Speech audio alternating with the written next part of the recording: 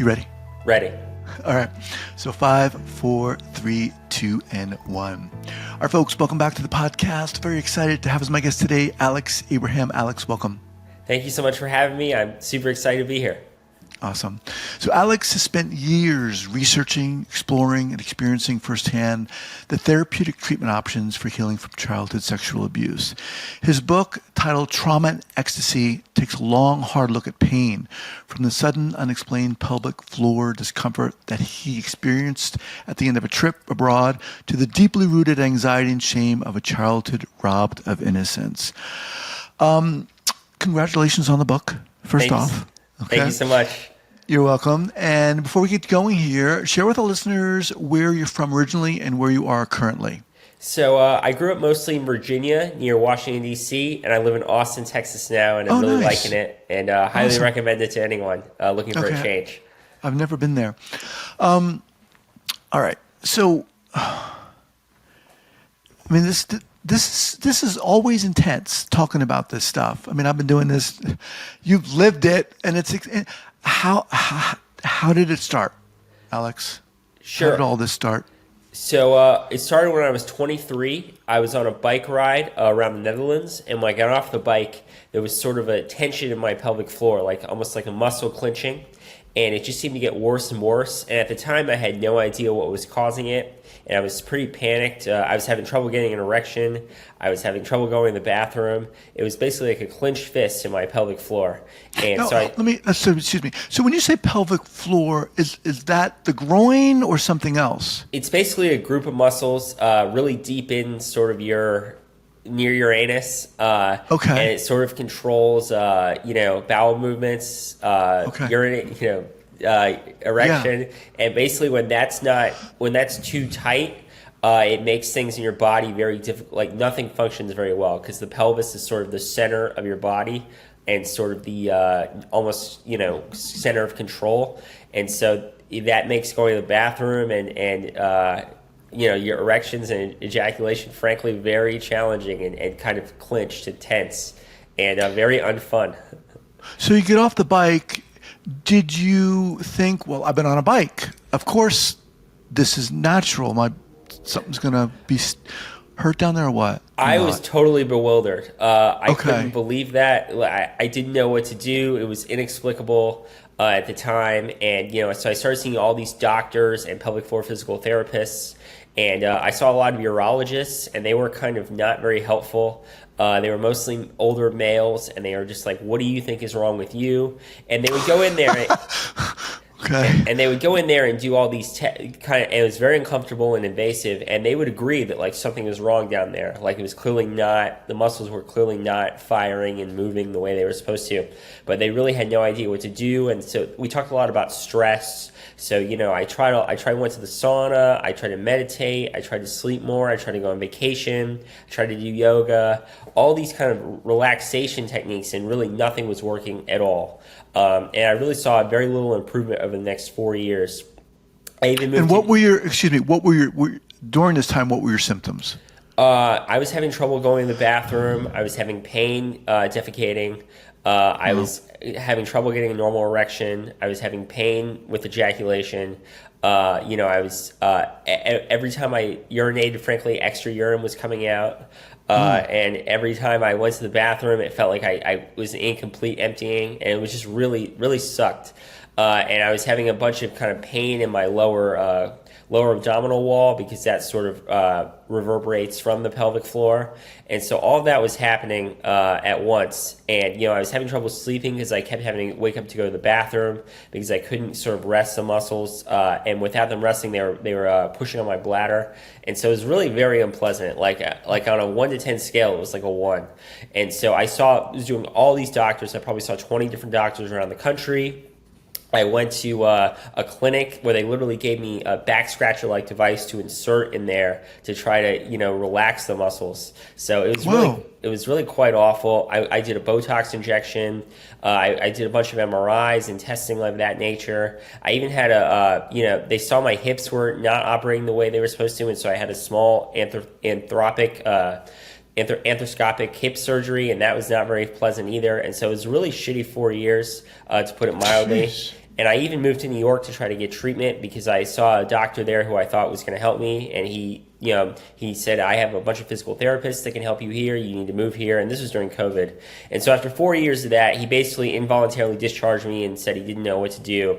And so I was really desperate. At the same time, I've been reading about psychedelic medicine. It never really crossed my mind that that's something I would do, but I've been reading about it from people like Tim Ferriss. And so one day it hit me that I'm really anxious and I should try MDMA therapy.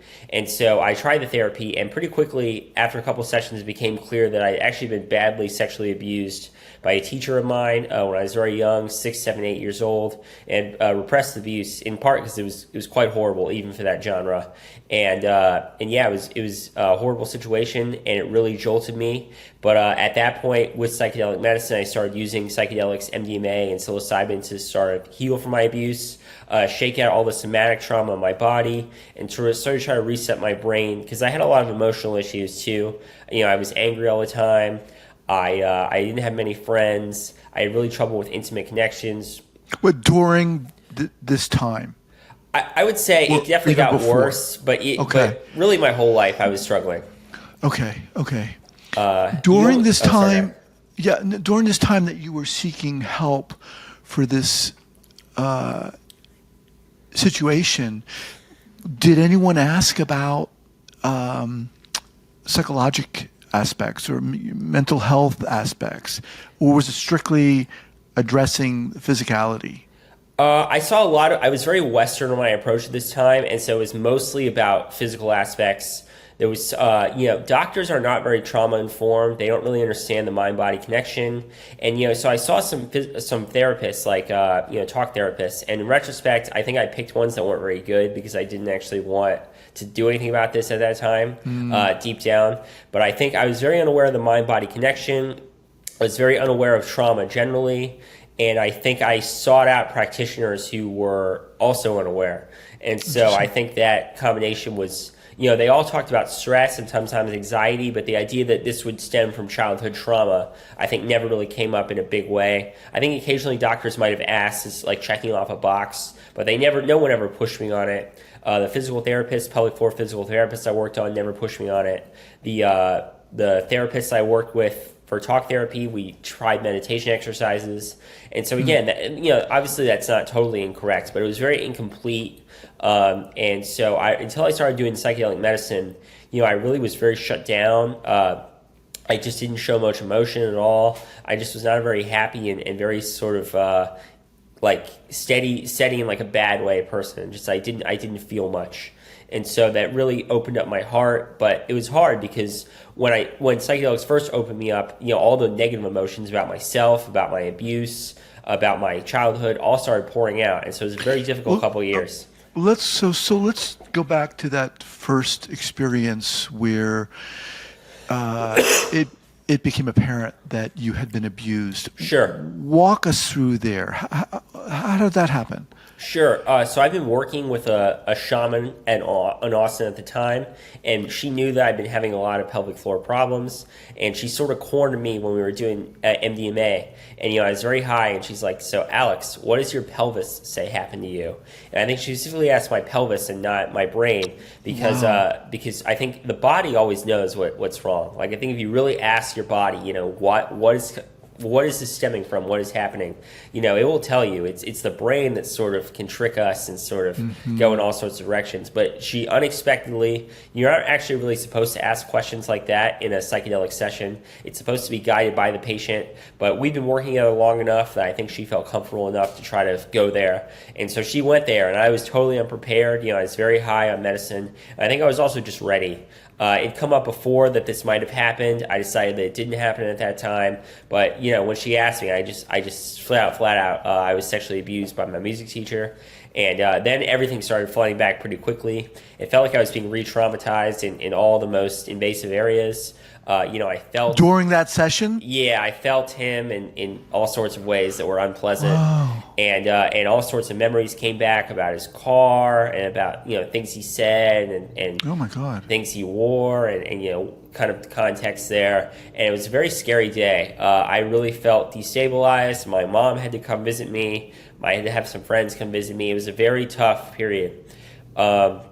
but I did get through it, and it's honestly a very tough couple of years. But at this point, I feel in a much better place. Obviously, I feel comfortable enough to talk about this experience, and but things definitely got worse before they got better. And one thing I want to emphasize with psychedelic medicine is it is not a magic pill. It does not do the work for you, but it helps bring up stuff that you otherwise might have trouble bringing up around feelings, emotions, bad energy, like literally somatic shaking. And I think by doing all that and bringing it to the surface, you can feel that and let it go. I could imagine how friggin' freaky that would and scary that would be to realize that in that session under the influence of the psychedelics. Fortunately, that shaman was there. When you came down, what was your response? How did you react? I was like, how am I going to tell people about this? We discussed that I would tell my mom and that I needed to tell her and that she would probably be there to support me. And I knew she'd be there to support me, and she was. And, how I'd tell my friends and what would happen now, and that, my shaman would be there for me. But it was a weird day. I remember I took an Uber home that day because it was just me and her. And I remember I sat and I was watching television, and it just almost seemed like a bad dream. Like oh my God, I just was stunned. And then I sent a rambling text to friends that was sort of incoherent and sort of like shocked. And, I went for a walk and I got a cheeseburger, and it was like, what do I do now? And, but really it took months to really sink in. Like, this really happened. Like, oh my God. Because there was a lot of shock, and then there was a lot of anger. And that anger took a long time and I'm still working through it. How did you get to a point where you knew that's what really happened? Were you ever like, no, this couldn't have happened? Before that, he'd come up before that he'd done that to me, and I sort of decided that he hadn't. I told some people, and then I was like, well, I'm not sure. I looked him up. He was still at a school in my county, but I knew he had driven me home a series of times. And some of the things afterwards, I went to the police about this, and he denied it, but there was a lot of circumstantial evidence. He admitted to driving me home. He admitted to giving me lessons. And then I wrote an open letter to my school community naming him and explaining what had happened. And he didn't sue me, or he didn't even respond. And the school system did it for him. So, they kind of protected him. So that's all in the book too. But the point being is that I just knew it was true, and there was some other circumstantial evidence I probably can't get into. But the point being is there was just a lot there.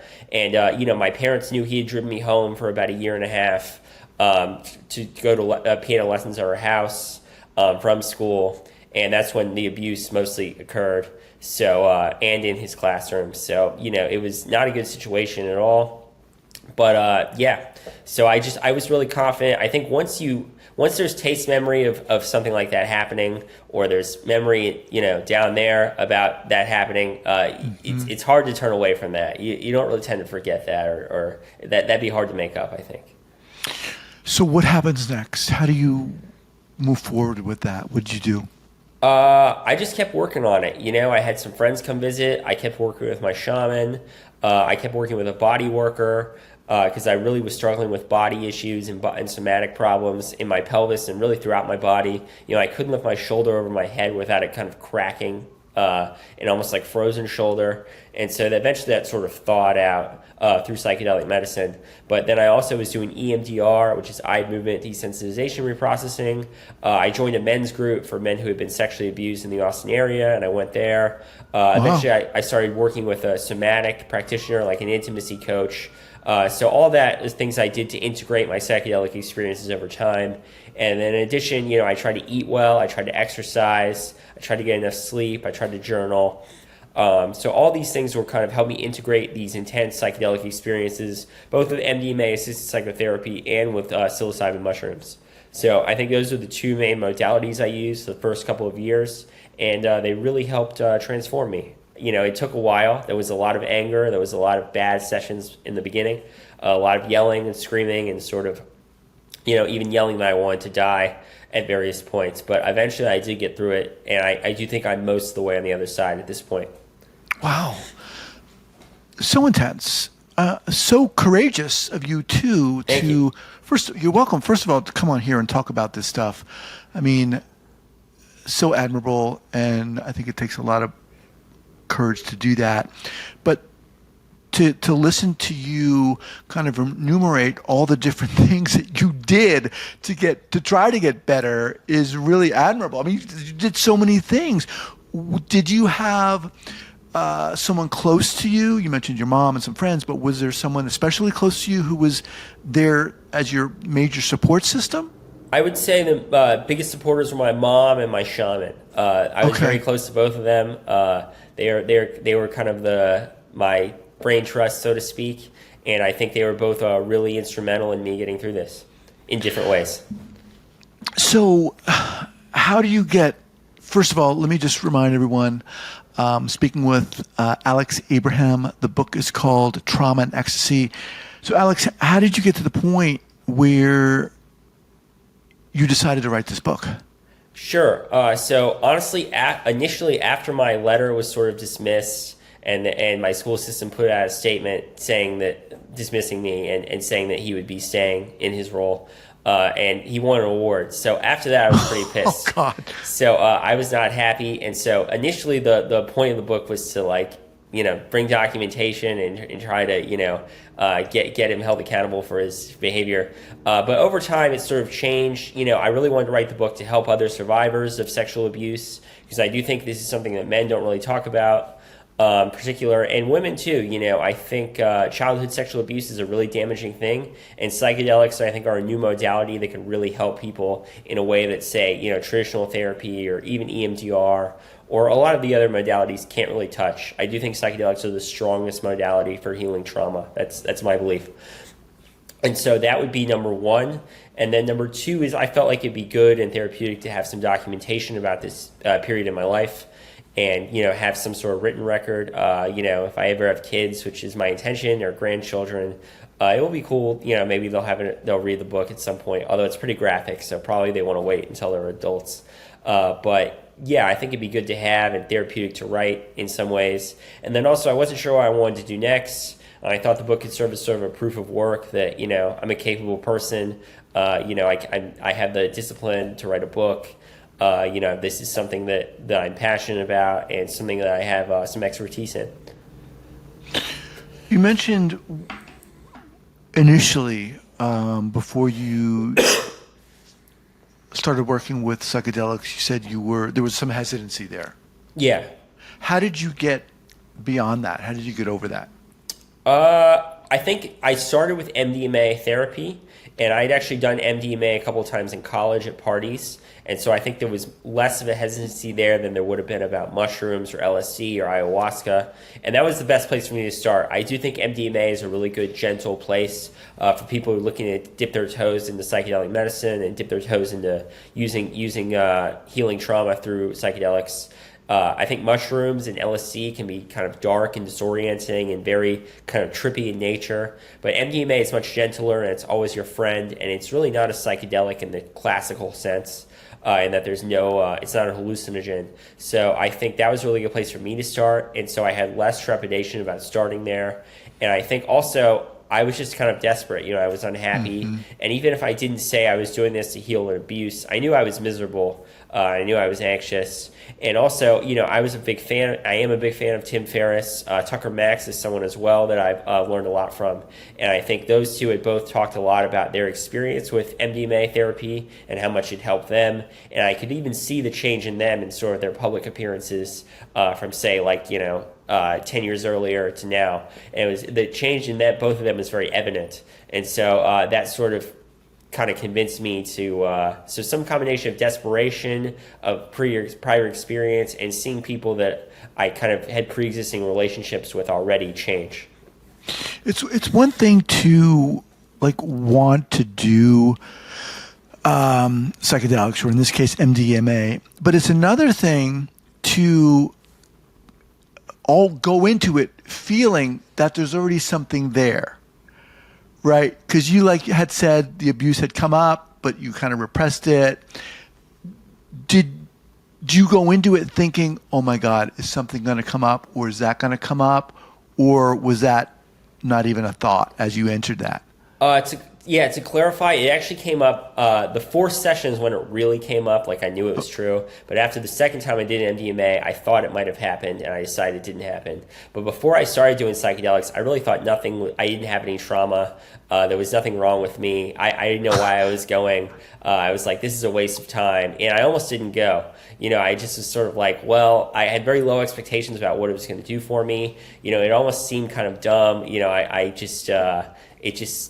I don't know, I just went, but I wasn't really sure why I was going. I told the facilitator that I thought my parents might not have been amazing, and that was the extent of what I said about it.